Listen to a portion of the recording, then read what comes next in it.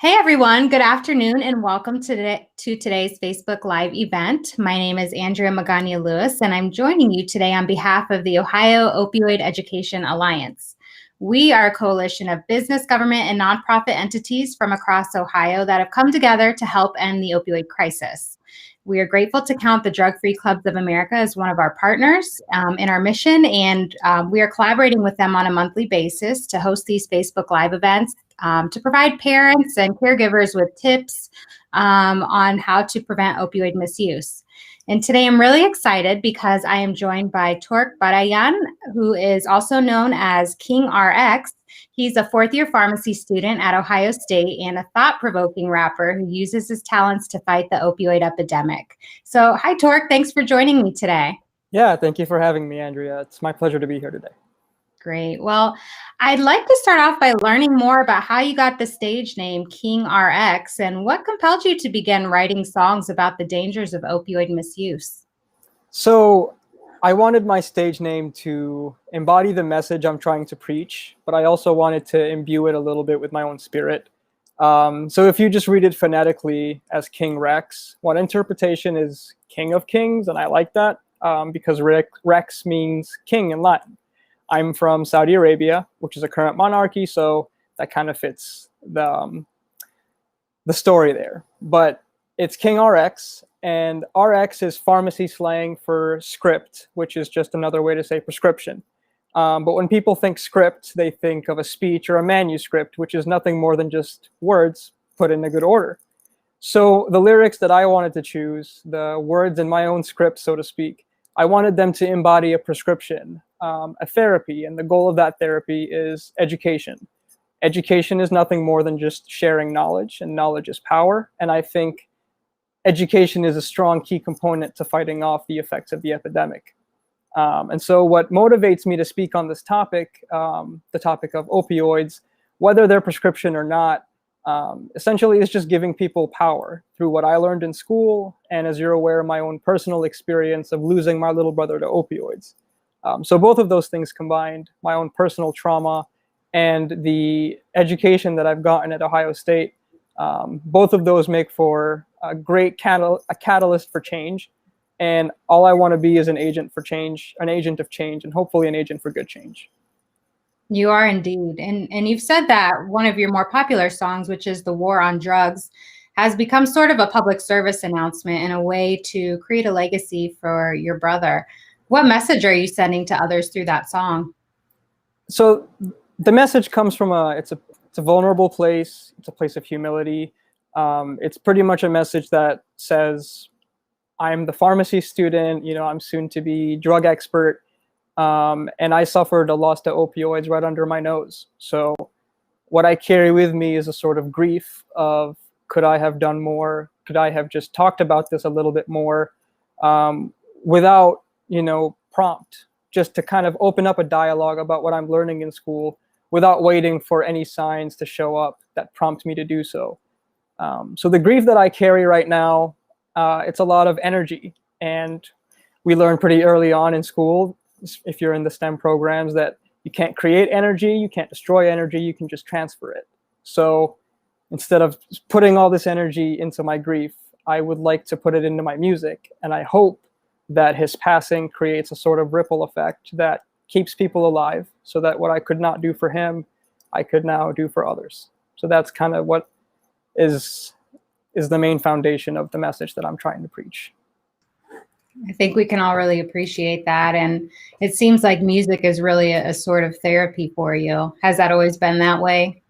It's been certainly a great way for me to express my feelings in ways that maybe at certain points in my life I felt like I couldn't share them with anybody else. But now, like you said, it's very therapeutic. It's a great way for me to let off some steam. It's akin to going to the gym. Sometimes you just need to lift the weights away and, you go home and you feel better. It's a way to get that energy and that weight off your chest. So I'd say for a long time, I've had a special relationship with music because I felt like I could write in ways that only I could understand. But at the same time, it was also a way for me to connect with everybody else. So kind of a weird relationship, but yeah, I hold the power of music in pretty high regard. So do your friends and family all, have you on their Apple Music and listen? Do they all listen to your music? It's crazy just because of my life journey, having been born in Saudi Arabia and then growing up, spending 9 years of my life in Montreal, 2 years in Sylvania, Ohio, and then 8 years in Columbus. I've kind of been around the block in terms of, leaving a footprint, so to speak. So having people from essentially around the globe every once in a while reaching out and saying, hey, I showed your song to so-and-so and they really connected with it, or in the first few months of releasing the song, people, just random strangers on Facebook with no mutual friends, said, I read the article in the Dispatch, or I read the article in the Lantern, and I listened to your song and it meant so much to me. That means a lot to me. It validates that what I'm doing isn't a waste of energy. It's not me taking my energy into putting it into something else, and that doesn't do any good to anybody. It shows me tangible results. It makes me not only feel good, but it motivates me to do more. So I help people and they help me, and there's nobody that loses in that scenario. So I love those win-win scenarios. I feel like anybody could relate to that. And it's such a creative way to engage, young adults, especially those who, are into hip hop. As a pharmacy student, you obviously have a unique view of the opioid epidemic. Has your perspective on addiction changed at all with everything you've learned about prescription painkillers? Yeah, so I don't know. Opioids have a pretty weird reputation in our society. For me in the pharmacy department, they're highly respected. We revere them. They're essential modalities. They help patients endure potentially life-saving procedures and therapies. We use them to keep patients comfortable at end of life. So we have a lot of positive uses for opioids, but we understand that they can cause horrible addiction, a chemical dependency that forms in our eyes is just a bunch of neurotransmitters and hormones. It's very cut and dry. And when the body is void of those drugs, it presents itself with withdrawal symptoms. It's kind of like a distress signal. And that's kind of how we see opioids. But like you mentioned, in pop culture, in today's society, opioids have a very different perspective, or people have a different perspective when you're outside the medical field. The benefits of opioids aren't, all the things I mentioned about the therapies and the procedures. It's just, it's a great way to have a good time.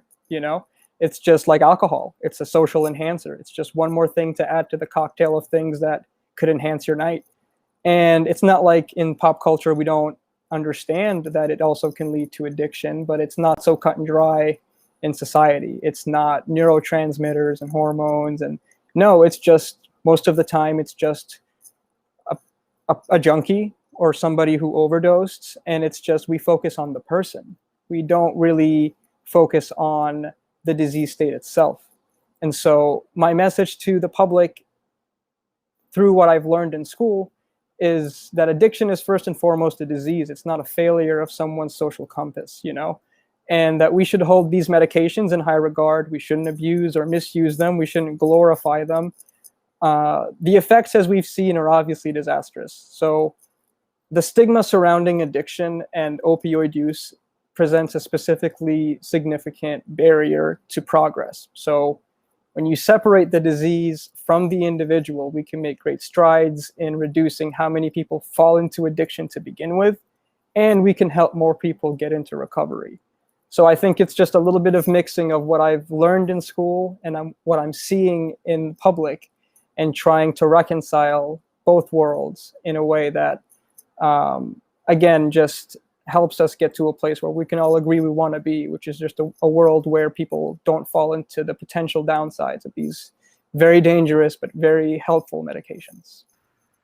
Right. And to your point, I mean, even watching how we talk about addiction and those, living with a substance use disorder, referring to people as, someone that suffers or is living with an addiction rather than using terms like junkie and so forth, goes a long way in helping to reduce that stigma.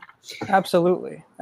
Even, and I even hesitated to say it just because it feels so dirty coming out of my own mouth. I don't like using terms like that, but it's the reality that people's subconscious, they have this stereotypical image of what a person looks like or how they behave when they are, when they develop these substance use disorders, like you mentioned. And they're difficult conversations to have, but they're essential conversations to have. So I appreciate you bringing that up, because there was a little bit of hesitancy from me, but I'm glad that we both can talk about it.